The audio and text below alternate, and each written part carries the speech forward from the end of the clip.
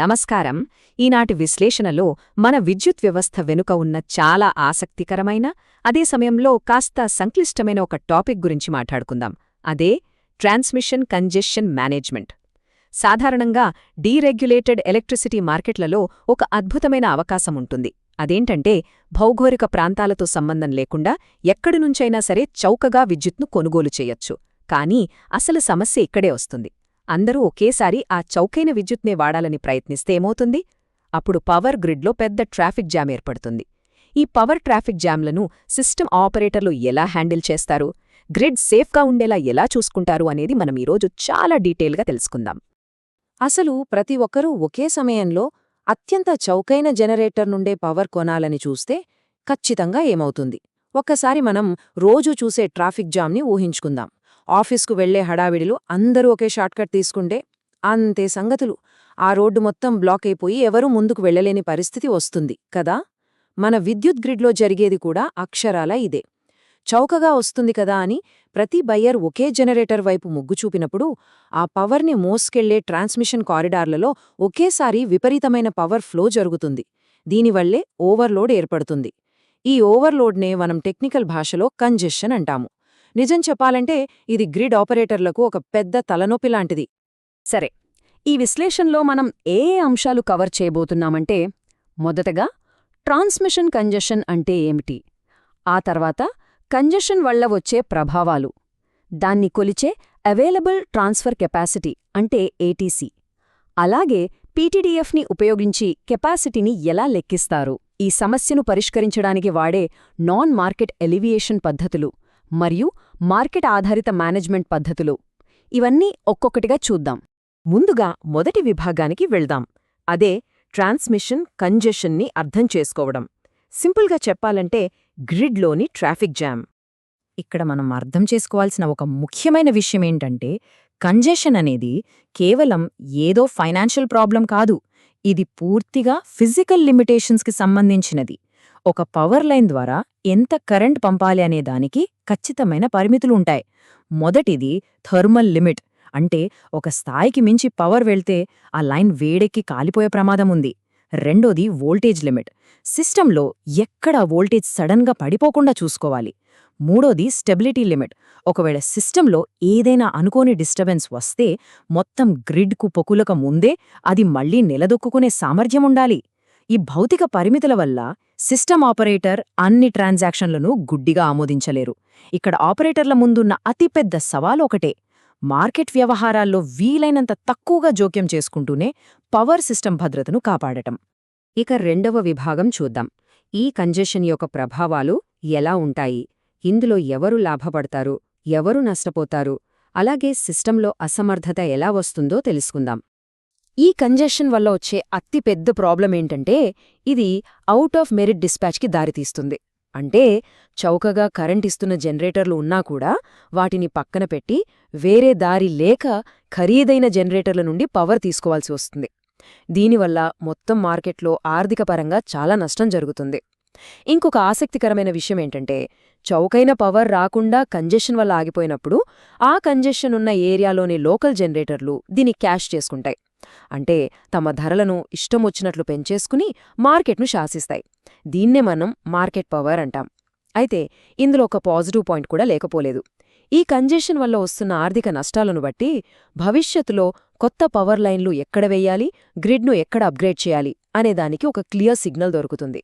మూడవ విభాగం available transfer capacity లేదా ఏటీసీ, అంటే గ్రిడ్లో ఇంకా ఎంత స్థలం మిగిలి ఉందో కొలవడం. ఇక్కడ మనం తెలుసుకోవాల్సిన చాలా ముఖ్యమైన కాన్సెప్ట్ ఒకటుంది, అదే ఏటీసీ. అసలు సింపుల్గా చెప్పాలంటే భౌతిక ట్రాన్స్మిషన్ నెట్వర్క్లో ఇప్పటికే కమిట్ అయిన వాడకం పోను భవిష్యత్తు అవసరాల కోసం ఇంకా ఎంత పవర్ పంపగలం అని చెప్పే ఒక కొలమానం ఇది. మన పవర్ సిస్టమ్ అనేది ఒకేలా స్థిరంగా ఉండేది కాదు కదా, ఇది నిరంతరం మారుతూ ఉండే ఒక డైనమిక్ వ్యవస్థ. కాబట్టి ఇండిపెండెంట్ సిస్టమ్ ఆపరేటర్ ఐఎస్ఓ ప్రతి ఒక్క ట్రాన్సాక్షన్ జరిగిన తర్వాత ఈ ఏటీసీని లెక్కగడుతూ అప్డేట్ చేస్తూనే ఉండాలి. దీన్ని బట్టే కొత్త బయ్యర్లకు పవర్ పంపొచ్చా లేదా అనేది డిసైడ్ చేస్తారు. ఇప్పుడు ఈ లెక్క ఎలా ఉంటుందో చూద్దాం. ఆపరేటర్లు ఖచ్చితమైన ఏటీసీని కనుక్కోవడానికి వాడే ఫార్ములాను ఇక్కడ మనం గమనించొచ్చు. మొదటగా నెట్వర్క్ యొక్క మొత్తం సామర్థ్యం అంటే టోటల్ ట్రాన్స్ఫర్ కెపాసిటీ టీటీసీని తీసుకుంటారు. భవిష్యత్తులో ఏమైనా అనుకోని అవాంతరాలు వస్తే తట్టుకోవడానికి కొంత సేఫ్టీ మార్జిన్ ఉంచుకోవాలి కదా, దాన్నే ట్రాన్స్మిషన్ రిలయబిలిటీ మార్జిన్ టీఆర్ఎం అంటారు. దాన్ని ఆ టోటల్ కెపాసిటీ నుంచి తీసేస్తారు. ఆ తర్వాత ఇప్పటికే ఒప్పందాలు చేసుకున్న కరెంట్ సరఫరా ఉంటుంది కదా, అదే ఎగ్జిస్టింగ్ ట్రాన్స్మిషన్ కమిట్మెంట్స్ ఈటీసీ, దాన్ని కూడా తీసివేస్తారు. ఇదంతా చేయగా ఫైనల్గా మిగిలే ఆ స్పేస్నే మనం ఏటీసీ అంటాం. దీన్ని ఒకసారి మనం విజువల్గా అర్థం చేసుకుందాం. మొత్తం ట్రాన్స్మిషన్ లిమిట్స్ లోపల ఈ ఏటీసీ అనేది ఎలా అడ్జస్ట్ అయ్యుందో ఇది చాలా స్పష్టంగా చూపిస్తోంది. ఇందాక మనం మాట్లాడుకున్నాం కదా, థర్మల్, వోల్టేజ్ మరియు స్టెబిలిటీ పరిమితులు అని. ఆ పరిమితుల ఆధారంగానే ఈ హద్దులు ఎలా నిర్దేశించబడ్డాయో ఇక్కడ అర్థమవుతోంది. ఆపరేటర్ల ప్రధాన లక్ష్యమేంటంటే ఈ బౌండరీ లైన్లను ఎట్టి పరిస్థితుల్లోనూ దాటకుండా పవర్ ఫ్లో స్మూత్గా జరిగేలా చూసుకోవడం. ఇప్పుడు 4వ విభాగానికి వద్దాం. పీటీడీఎఫ్తో కెపాసిటీ లెక్కింపు. ఇదొక మ్యాథమెటికల్ టూల్ గురించి. ఇక్కడ పీటీడీఎఫ్ అంటే పవర్ ట్రాన్స్ఫర్ డిస్ట్రిబ్యూషన్ ఫ్యాక్టర్. ఇది సిస్టమ్ ఆపరేటర్లకు అత్యంత కీలకమైన ఒక సెన్సిటివిటీ ఇండెక్స్. ఒక చిన్న ఉదాహరణ చెప్తాను. ఒక బయర్, ఒక సెల్లర్ మధ్య కొత్తగా ఏదైనా ఎలక్ట్రిసిటీ ట్రాన్సాక్షన్ జరిగితే ఆ పవర్ అంతా ఒకే సింగిల్ లైన్ గుండా వెళ్ళిపోదు. అది గ్రిడ్లోని వేర్వేరు లైన్ల గుండా పంపిణీ అవుతుంది. మరి అలాంటప్పుడు ఒక నిర్దిష్ట లైన్లో పవర్ ఫ్లో ఎంత మారుతుందో ముందే అంచనా వేయాలి కదా. దానికోసమే ఈ పీటీడీఎఫ్ అనే లీనియర్ అప్రాక్సిమేషన్ ఫార్ములాను వాడతారు. ఒక్క మాటలో చెప్పాలంటే ఇది లేకుండా ఆ ట్రాఫిక్ జామ్ని అంటే కంజెషన్ను మేనేజ్ చేయడం దాదాపు అసాధ్యం. తదుపరి విభాగం 5 నాన్ మార్కెట్ ఎలివియేషన్ పద్ధతులు. ఇక్కడ ఆర్థిక ప్రయోజనాల కంటే కూడా నిబంధనలకే పెద్దపీట వేస్తారు. అదెలాగో చూద్దాం. ఇక్కడ మనం కంజెషన్ మేనేజ్మెంట్ పద్ధతులకు సంబంధించిన ఒక పెద్ద వృక్షాన్ని చూడొచ్చు. అంటే సిస్టమ్ ఆపరేటర్లకు ఎన్ని రకాల ఆప్షన్స్ అందుబాటులో ఉన్నాయో ఇది అద్భుతంగా వివరిస్తోంది. జనరేటర్ల వైపు నుండి ఎలా ఆలోచించాలి, ట్రాన్స్మిషన్ వైపు నుండి ఎలా చూడాలి, అలాగే ఎండ్ యూజర్ల వైపు నుండి ఈ సమస్యను ఎలా సాల్వ్ చేయాలి అనేది ఇక్కడ స్పష్టంగా కనిపిస్తోంది. పద్ధతులు ఎన్ని ఉన్నప్పటికీ సింపుల్గా అర్థం చేసుకోవడానికి వీటన్నింటినీ మనం 2 ప్రధాన భాగాలుగా విభజించుకోవచ్చు. ఆ 2 ప్రధాన విధానాల మధ్య ఉన్న వ్యత్యాసాన్ని మనమిక్కడ గమనించవచ్చు. ఒక వైపు చూస్తే నాన్ మార్కెట్ పద్ధతులున్నాయి. ఇవి అమలు చేయడానికి చాలా సులువుగా ఉంటాయి. ముందుగా నిర్ణయించిన నిబంధనల ప్రకారమే నడుస్తాయి.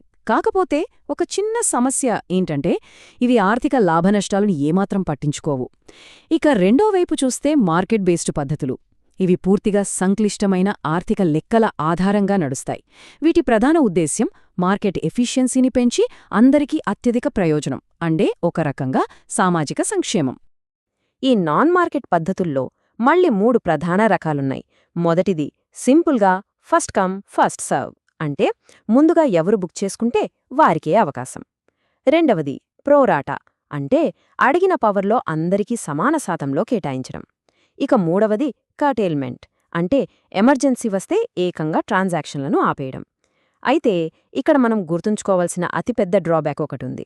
ఒక వినియోగదారుడు తనకు కరెంటు చాలా అవసరం అని ట్రాన్స్మిషన్ కోసం ఎంత ఎక్కువ డబ్బు చెల్లించడానికైనా సిద్ధంగా ఉన్నా సరే ఈ పద్ధతులు దాన్ని అస్సలు పరిగణనలోకి తీసుకోవు. దీనివల్ల ఆర్థికంగా ఎక్కువ విలువైన ట్రాన్సాక్షన్లో ఆగిపోయి తక్కువ విలువైనవి ముందుకు వెళ్లే ప్రమాదముంది. ఇక చివరిదైన 6వ విభాగం మార్కెట్ ఆధారిత మేనేజ్మెంట్ పద్ధతులు. అంటే ఏర్పడిన అడ్డంకికి, ఆ ట్రాఫిక్ జామ్కి ఒక ధర నిర్ణయించడం అన్నమాట. ఈ మార్కెట్ ఆధారిత పద్ధతుల్లో అత్యంత కీలకమైనది నోడల్ ప్రైసింగ్. ఇది చాలా అడ్వాన్స్డ్ సిస్టమ్. ఇందులో ఆప్టిమల్ పవర్ ఫ్లో లేదా ఓపీఎఫ్ అనే ఒక సంక్లిష్టమైన మ్యాథమెటికల్ మోడల్ను వాడతారు. నెట్వర్క్ పరిమితులెక్కడా దాటకుండా చూసుకుంటూనే బెస్ట్ ప్రైస్ను ఆఫర్ చేయడం దీని స్పెషాలిటీ. దీంట్లో ప్రతి నోడ్ దగ్గర, అంటే గ్రిడ్లోని ప్రతి పాయింట్ దగ్గర ఒక వేరువేరు ధర వస్తుంది. దాన్నే లొకేషనల్ మార్జినల్ ప్రైస్ LMP అంటారు. ఈ పద్ధతి ద్వారా ఆర్థికంగా చాలా అద్భుతమైన ఎఫిషియన్సీ వస్తుంది, ఇది నిజమే. కానీ అదే సమయంలో సిస్టమ్ చాలా కాంప్లెక్స్ అయిపోతుంది. పైగా ఎవరికీ అంత సులభంగా అర్థం కాదు కాబట్టి పారదర్శకత కూడా కొంత తగ్గుతుంది. ఇక దీనికొక మంచి ప్రత్యామ్నాయం కూడా ఉంది. అదే ప్రైస్ ఏరియా కంజెషన్ మేనేజ్మెంట్, లేదా సింపుల్గా మార్కెట్ స్ప్లిట్టింగ్. నోర్డిక్ దేశాలు, మన భారతదేశం లాంటి చోట్ల దీన్ని ఎక్కువగా వాడుతుంటారు. ఇది ఎలా పనిచేస్తుందో ఈ 5 దశలు చాలా స్పష్టంగా వివరిస్తున్నాయి. కంజెషన్ వచ్చినప్పుడు ఏం చేస్తారంటే మొత్తం మార్కెట్ను వేర్వేరు ప్రైస్ ఏరియాలుగా విడగొడతారు.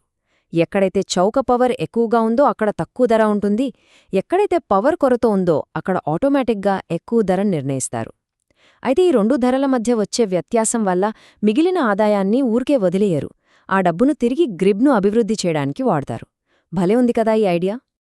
మనం ఇప్పటివరకు మాట్లాడుకున్న పద్ధతులన్నింటి సారాంశం ఈ పట్టికలో చూడొచ్చు. దీంట్లో మనం ముఖ్యంగా గమనించాల్సిన ఒక పద్ధతి కౌంటర్ ట్రేడ్. అసలిది ఎలా పనిచేస్తుందంటే, పవర్ సిస్టమ్ బ్యాలెన్స్ను మెయింటైన్ చేయడానికి ఆపరేటర్లు ఒక అద్భుతమైన ట్రిక్ వాడతారు.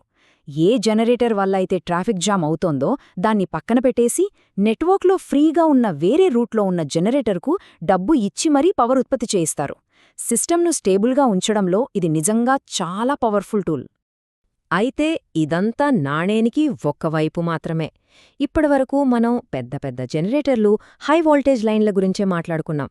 కానీ ఈ రోజుల్లో పవర్ ల్యాండ్స్కేప్ చాలా వేగంగా మారిపోతోంది. ఇప్పుడు మన ఇళ్లల్లోకి ఎలక్ట్రిక్ వెహికల్సు, హీట్ పంపుల్లాంటివే వచ్చేశాయి. వీటన్నింటినీ ఒకేసారి రాత్రిపూట ఛార్జింగ్ పెట్టినప్పుడు ఏమవుతుందో ఊహించండి. ఆ పెద్ద లైన్లలో ఉండే ట్రాఫిక్ జామ్ కాస్త మెల్లగా మన వీధుల్లో ఉండే లోకల్ డిస్ట్రిబ్యూషన్ సిస్టమ్స్లోకి కూడా వచ్చేస్తోంది. ఇది డిస్ట్రిబ్యూషన్ సిస్టమ్ ఆపరేటర్ల డిఎస్ఓస్ సామర్థ్యానికి నిజంగా ఒక పెద్ద సవాలు విసురుతోంది. సో, ఈ విశ్లేషణను ముగించే ముందు ఒక ఆలోచింపజేసే ప్రశ్న వేసుకుందాం. ఒకవైపు సోలార్, విండ్ లాంటి పునరుత్పాదక శక్తి పెరుగుతోంది. మరోవైపు ఈవీ లాంటి భారీ లోడ్లు అమాంతం పెరిగిపోతున్నాయి.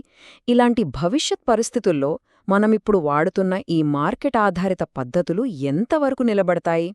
రాబోయే ఆ అతిపెద్ద పవర్ ట్రాఫిక్ జామ్లను మేనేజ్ చేయడానికి ఇవి సరిపోతాయా?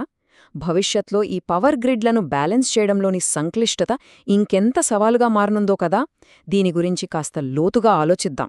మరొక ఆసక్తికరమైన విశ్లేషణతో మళ్ళీ కలుద్దాం. నమస్కారం.